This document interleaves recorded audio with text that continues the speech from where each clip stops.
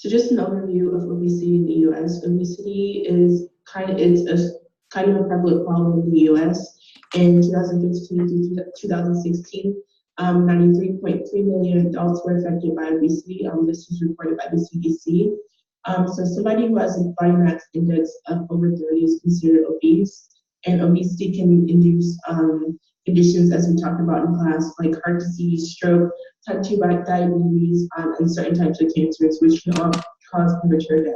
So you can really see that obesity is more of a public health issue in the United States. That's why people are taking steps to try and alleviate it and try to make sure that less people are affected by obesity. So through understanding that obesity is a growing problem in the U.S., medical professionals, researchers, and other people who are interested in the topic have all identified that low-income individuals are a group that are at risk for obesity.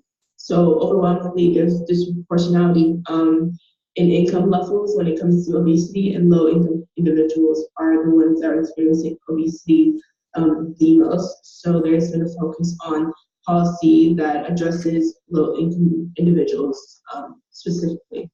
So because low-income individuals are recognized as at-risk groups when it comes to obesity, I decided to focus in on proposed SNAP policy that seeks to encourage healthy eating among SNAP participants. Some policy that I came across that's being proposed while doing my research is providing comprehensive nutrition education for SNAP participants, and that's really just teaching them how to eat healthy and informing them of the different nutritional values of foods. Another policy I came across would be limiting the shopping freedom of participants. So participants would only be able to purchase items that are deemed healthy. Another one would be subsidizing the purchase of healthy foods, which kind of incentivizes the participants to eat healthier because they get the food for cheaper. So that raises the consumption of these goods and how much they're buying among healthy goods. Another proposed policy was a SNAP food delivery program. So basically, SNAP participants would choose from a list of eligible healthy foods, and they would be able to pick what groceries they would want, and then the groceries would be delivered to their house, or alternatively, the groceries would be ready for pickup in the store. Another proposal was to have physical prizes to reward healthy food purchases.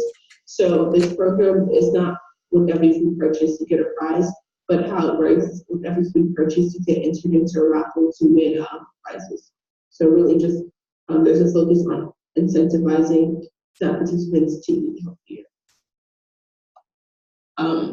So some challenges of proposed SNAP policy throughout all of them is really funding, so finding money to really make sure that all these programs are reaching their full potential, are as successful as they can be, and then also administrative demands. So really making sure that people will be there to facilitate these programs and make sure that they're executed in the way that they really saw them, the way that they want them to be executed, and making sure that they're getting the results that they set out to be. Other challenges that researchers identified are 5 concepts that create challenges.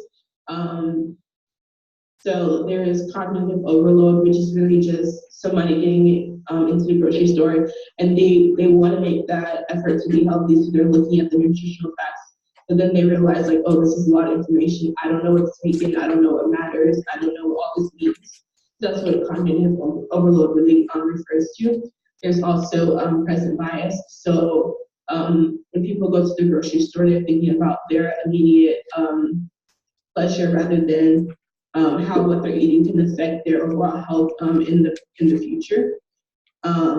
There's self-control, which is really just controlling yourself when you see different displays of food in the grocery store. There's cues and there's salience. So one thing I focus on in my paper the most is really critiquing SNAP policy that's being proposed right now, because a lot of the policy has good intentions, But I felt while examining the policy and really thinking about the groups that are being defensive, that the policy fails to create, the policies are not very intersectional, and they're also not culturally competent. So they fail to address all the potential needs of SNAP participants. Some solutions I recommend in my paper are to conduct um, needs assessments and to overall recognize the history of food justice in America. And when I say the history of food justice in America, I mean like the history of literally building grocery stores in America has been conducted through supermarket redlining, and this is really just kind of picking and choosing where you build grocery stores based on how much profit you can make. So large supermarket corporations tend to build in high profit neighborhoods, leaving low profit neighborhoods and inner city neighborhoods with the lack of fresh food and higher prices. So there's already this idea that there's already this separation created. So people who are living in these inner city neighborhoods and these low profit areas are already set back. So we're telling people like, hey, you should eat healthier, and you're putting in policies in place that we think are encouraging people to eat healthier. But if they don't really have the resources to eat healthy to begin with, the policy won't really take effect. So that's really like telling somebody like, oh, go to the grocery store and buy more healthy foods. We'll incentivize you that way. We'll subsidize these healthy foods. But if you don't have a grocery store close to you that is accessible, nearby, and they have readily available fresh foods to begin with, then how can SNAP policy expect you to eat healthy?